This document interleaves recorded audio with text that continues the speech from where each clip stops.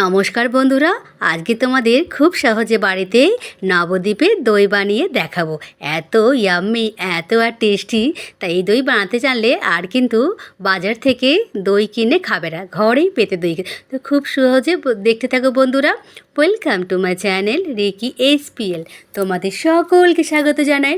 তো আজকে দই বানাতে আমার 1 কিলো দুধ লাগবে। তো আমি এখানে 2 প্যাকেট দুধ নিয়েছি, 1 কিলো।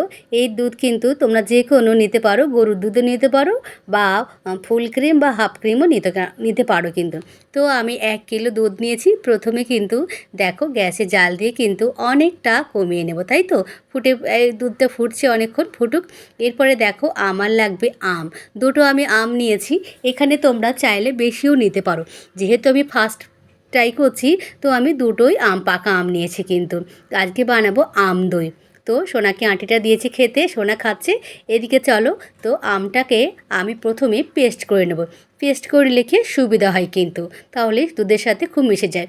এদিকে দেখো দুধটা কিন্তু ঘন হয়ে এসেছে, একদম দেখতেই পাচ্ছ অনেকটা কমে গেছে। এরপরে কড়াইয়ে বড় চামচে 2 চামচ আমি চিনি দিয়েছি।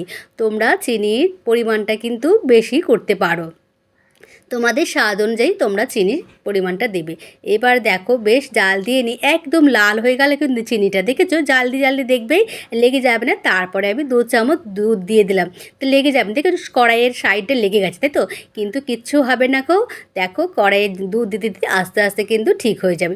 এদিকে আমি দেব 10 টাকার মিল্ক পাউডার। মিল্ক পাউডার দিলে কিন্তু আরও ইয়াম্মি আর টেস্টি হবে। আর স্বাদের জন্য দিলাম 2টো বড় এলাচ, আমি একদম একটু গুঁড়িয়ে নিলাম কিন্তু, তাহলে কিন্তু মিশে যাবে আর দারুণ টেস্টি হবে। এরপরে দেব পাকা আমটা। এবার দুধের সাথে মিশিয়ে দেব, খুব ভালো করে মিশিয়ে দেব। দেখবে প্রথম একটু অসুবিধা হবে, তারপরে দেখবে চামচের সাহায্যে কিছুক্ষণ নাড়লেই কিন্তু একদম মিহি হয়ে যাবে। আর আমি দেব 1 বাটি মতন বাতাসা গুঁড়ি করে নিয়েছি, আমি বাতাসা গুঁড়ি দিয়ে দিলাম। দিয়ে এরপরেও কিন্তু খুব ভালো করে চাল দিয়ে নেবে বন্ধুরা। এরপরে দেখো দুধটা আমি কিন্তু এবার বন্ধ করে দিয়েছি, গ্যাসটা আমি কিন্তু বন্ধ করে দিয়েছি, দেখেছো। কারণ আমি দই বসাবো, দই অবশ্যই নেবে। তোমরা বাজারের দোকান থেকেও কিনে আনতে পারো বা ঘরে যদি তোমরা দই পাতো তাই সেটাও ইউজ করতে পারো। আমি 2 চামচ কিন্তু টক দই ইউজ করতে হবে বন্ধুরা, বুঝতে পেরেছো। মিষ্টি দই কিন্তু নেবে না, টক দই দিয়েই মানে সাজা দিয়েই কিন্তু দুধটা দইটা বসাবে। দেখো আমি বেশ 2 চামচ মতো কিন্তু আমি দইটা দিয়ে দিলাম। বেশ দেখো ডালকাটা দিয়ে কিন্তু ভালো করে নেড়ে দিলাম। অবশ্যই দুধটা কিন্তু হালকা গরম থাকতে হবে কিন্তু।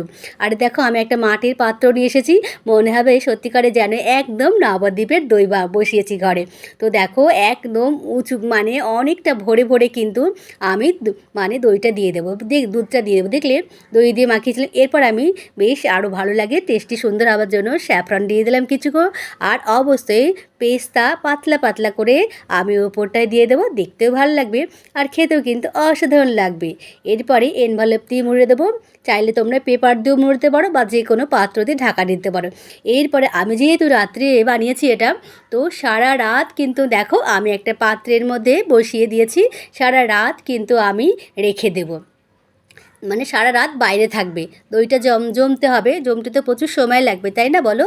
তো সারা রাত আমি রেখে দেবো। সকালবেলা উঠে কিন্তু আমি এটাকে আরও টেস্টি আরও ইয়াম্মি করার জন্য কুল করার জন্য কিন্তু ফ্রিজে আমি ঢুকিয়ে রেখেছিলাম। তো সকালে উঠেই জলখাবারে উঠেই দেখছি একদম, দেখেছো কি সুন্দর দই বসে গেছে কিনা, কি বন্ধুরা। তো চলো দেখা যাক কতটা দই বসেছে, একদম নবদ্বীপের দই লাগছে কিনা বলো বন্ধুরা। দারুণ ইয়াম্মি হয়েছে, দারুণ টেস্টি হয়েছে বন্ধুরা। তোমরা কিন্তু অবশ্যই এটা ট্রাই করবে, তাহলে বুঝবে দোকানে থেকে আর দই কিনে খাবে না, তোমরা নিজেতেই ঘরে বানিয়ে খাবে। আর ভিডিওটা ভালো লাগলে অবশ্যই লাইক কমেন্ট শেয়ার করে দিও বন্ধুরা। আর কেমন হয়েছে অবশ্যই বলতে কিন্তু একদম ভুলো না। তো এবার দইটাকে খাওয়া যাক, তাই তো। তুই বলছি, সোনা বলছে বা মাম্মি দারুণ মিষ্টি দই হয়েছে কিন্তু। ও কেমন হয়েছে, বরমাসাইতে খুব খুশি। থ্যাংক ইউ বন্ধুরা।